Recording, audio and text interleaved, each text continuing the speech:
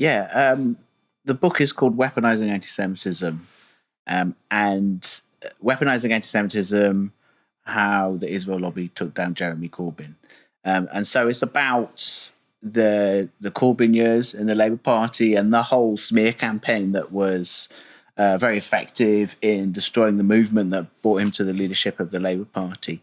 And yeah, it's about those for 4 years, 5 years of his leadership, really. And it's really coming up into the present day. Like, as we're filming this, I'm still, the book should be published in the early part of next year.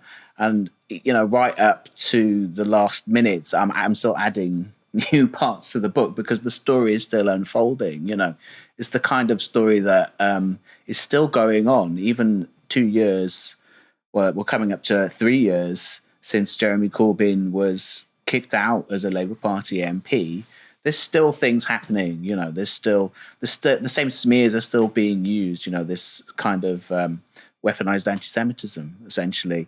Yeah, obviously I've been reporting this story for 7 years. So the book was kind of the culmination of all of that reporting, basically, that I've been doing mostly for the Electronic Intifada. And it really, I dive into my own reporting. And the first chapter I get into Matt's interview with Corbyn was actually quite useful in some of the context, because it does bring in the issue of the Americans and what the Americans were doing.